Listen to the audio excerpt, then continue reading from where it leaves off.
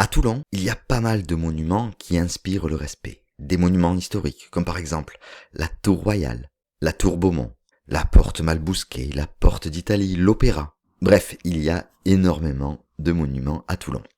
Et puis, il y en a un autre, un symbole, Cuverville, un colosse de bronze planté au bord du port, qui regarde fièrement la main tout en tournant ostensiblement le dos à la ville. Et ça, à Toulon et en Provence, ça a forcément fini par devenir une histoire. Et une histoire assez cocasse, parce que le vrai nom de cette statue, ce n'est en aucun cas Cuverville. Son vrai nom, c'est le génie de la navigation.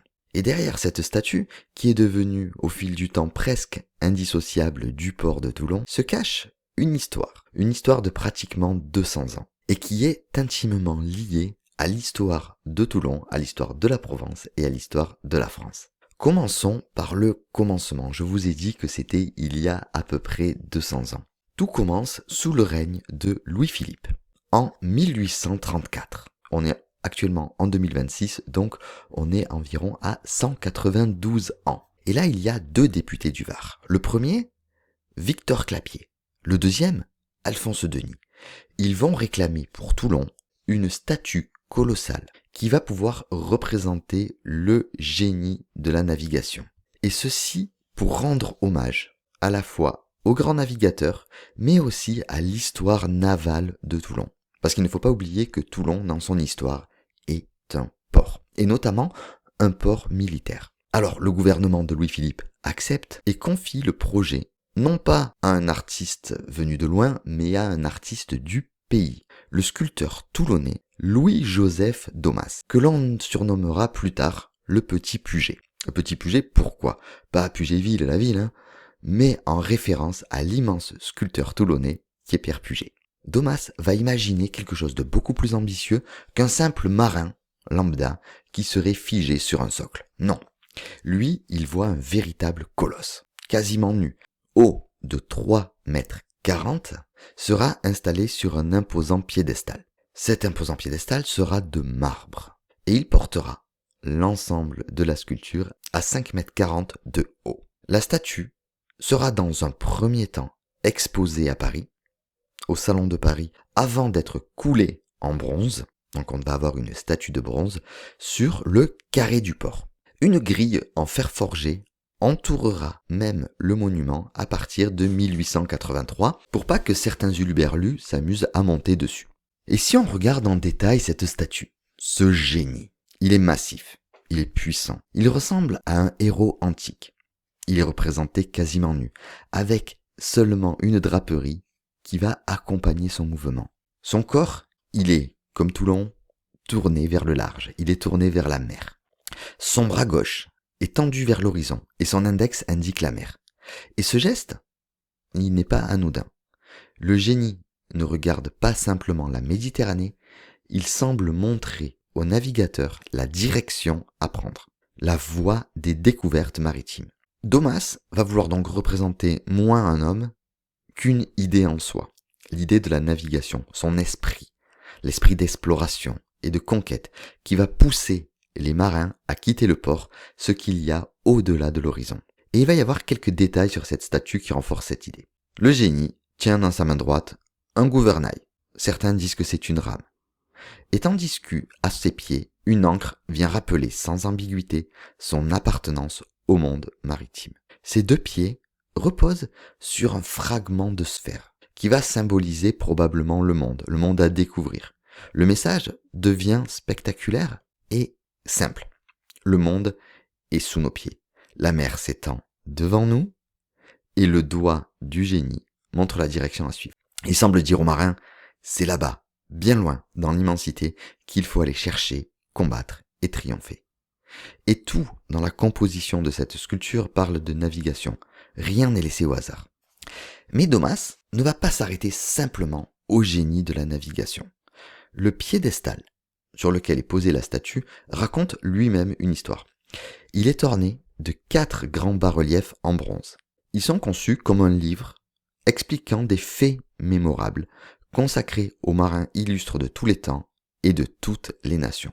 Si on voulait citer quelques navigateurs illustres qui sont gravés sur son socle, qui sont mentionnés, nous avons notamment Pythéas et Néarque. Et nous avons aussi un autre nom qui est Germanicus. Germanicus a navigué à travers la Méditerranée orientale. Il a fait beaucoup de choses dans la navigation. Il n'est pas connu forcément dans la postérité comme étant un grand navigateur, mais surtout pour ses faits d'armes dans les campagnes de Germanie, quand l'Empire romain a voulu pacifier la région germanique. Et ce détail va faire toute la différence. Bref, la statue est désormais érigée sur le carré du port, devant l'hôtel de ville. Elle est inaugurée le 1er mai 1847. Pourquoi ce jour-là? Parce que c'est la fête du roi. Et elle devient rapidement un des personnages centraux et emblématiques de Toulon. Elle possède même plusieurs identités au fil du temps. Les gens ne vont pas seulement l'appeler le génie de la navigation. Certains vont l'appeler le génie de la mer. Avec la marine présente à Toulon, certains l'ont appelé le génie militaire ou encore le génie maritime. Et pour certains Toulonnais, elle devient l'homme de bronze. Mais aucun de ces surnoms ne va rester. Parce qu'un surnom va apparaître une 50aine d'années plus tard. Et il va apparaître d'une façon un peu cocasse. L'origine exacte de ce surnom est principalement rapportée par des sources locales. Les faits. En 1895, l'amiral Jules de Cuverville prend le commandement de l'escadre de la Méditerranée. Il devient donc, en quelque sorte, le chef maritime de Toulon. Et lors de cette nomination, selon le récit rapporté par un journaliste de l'époque qui s'appelait Jean-Paul Mérueis, il nous dit que l'arrivée de ce nouveau maître de la mer, entre guillemets, ce fameux Jules de Cuverville, n'est pas inconnu des Toulonnais, parce qu'il a déjà une statue. Une statue, dites-moi, si vous regardez bien la statue, quelle est sa position? La position du génie de la navigation a le cul tourné vers la ville. Donc, c'est la statue Cuverville, la statue de notre fameux amiral. Et le jeu de mots, évidemment, nous, comme on est friand des jeux de mots, il fait mouche. Le nom de l'amiral vient se superposer à celui du colosse. Évidemment, certaines sources disent aussi que c'est juste une opportunité formidable qui a été créée parce que certains commerçants, certains Toulonnais se plaignaient qu'il y ait une statue qui ait le cul tourné vers la ville. Mais bon, le fait est que ce trait d'humour va contribuer à populariser ce surnom et à faire que les Toulonnais vont définitivement appeler cette statue la statue Cuverville. Et ça, c'est une situation parfaite pour Toulonnais ou Provençaux. Et est-ce que vous pensez sérieusement qu'une ville provençale aurait laissé passer une telle occasion que de donner un tel surnom? Non, hein, on est quand même dans la région de Rému, de Pagnol, de Fernandel, etc. Mais Cuverville ne va pas seulement connaître les plaisanteries des Toulonnais. Il va aussi connaître la guerre, et notamment la Seconde Guerre mondiale, et pour notre statut, pour Cuverville, ce sera pas pareil. Parce qu'en 1943, les Allemands ont besoin de matières premières. Ils ont besoin de bronze.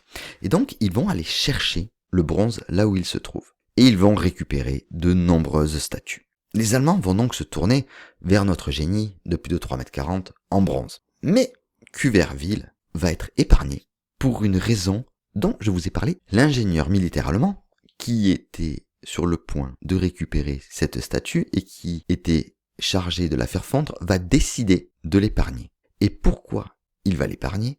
Pour un seul petit mot sur le socle. Germanicus, figure de la pacification romaine sur les campagnes germaniques, et qui donc est une figure historique allemande. Les Allemands n'ont donc pas voulu détruire la statue grâce à ce petit nom et grâce à cet hommage qui avait été fait à l'Allemagne. Donc la statue est sauvée. Mais jusqu'à quand? Il y a le débarquement de Provence. Et avant le débarquement de Provence, les Américains commencent à bombarder les alentours pour pouvoir préparer. Et les bombardiers de l'USF Air Force envoient des bombes sur notre Cuverville. Ce qui fait que le génie est mutilé. Mais il n'a pas été anéanti. Il est en quelque sorte sans bras. Les extrémités ont été tapées. On dirait un petit peu notre Vénus de Milo à la toulonnaise. Le monument donc qui représentait la puissance maritime devient soudain un témoin muet de la destruction de la ville. Mais il est toujours là, pas anéanti, ses morceaux sont récupérés et après la guerre, la statue est entreposée dans un local à la Rhôde. Et l'histoire aurait pu s'arrêter là. Parce que même mutilé, Cuverville n'a pas fini. En 1947, il est rapporté que 7 prisonniers allemands, aidés par un brocanteur, auraient tenté de voler la statue pour la découper et récupérer son bronze. Ils sont heureusement arrêtés juste avant de parvenir à leur fin. Un colosse de bronze qui a échappé à la récupération nazie, qui a survécu au bombardement, a failli être découpé et fondu par un brocanteur? Non. Cuverville, c'est quand même un sacré résistant. Il s'en sort toujours. Puis, en 1948, nouveau problème. Donc on est 1 an plus tard, après la tentative de vol, le propriétaire du local où est entreposé le génie, qui s'appelle Joseph Perona, trouve le colosse un peu encombrant. Une lettre retrouvée par un membre de l'Académie du Var permettrait de documenter cet épisode. La statue va alors passer par plusieurs autres ateliers avant que la ville ne décide finalement de lancer sa restauration. Et là, on est en 1959. Les travaux sont réalisés à l'arsenal du Morillon. Autrement dit, après avoir montré la puissance de l'arsenal et la puissance maritime de Toulon, notre Cuverville va être restauré dans un chantier naval de Toulon.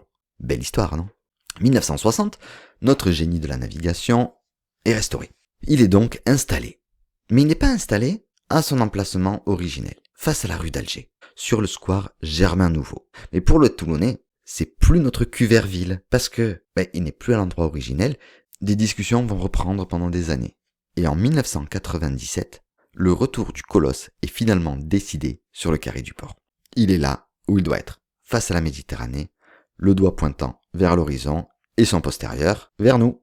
Si vous passez devant Cuverville et que vous pensez juste à cette fameuse blague de cul, on peut passer à côté de l'essentiel. Parce que certes, c'est rigolo. La statue a son postérieur vers la ville, Cuverville, tout à fait logique. Mais on passe à côté de l'histoire de Toulon, si on s'arrête juste à cette blague. Il raconte une ville tournée vers la mer. Une ville qui a voulu rendre hommage à tous les navigateurs. Il raconte l'ambition, l'exploration et la puissance maritime de la rade.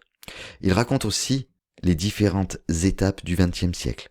La guerre, la destruction, les bombardements, la mutilation, mais aussi la restauration dans les ateliers de l'arsenal, les différents déplacements pour revenir à son endroit originel.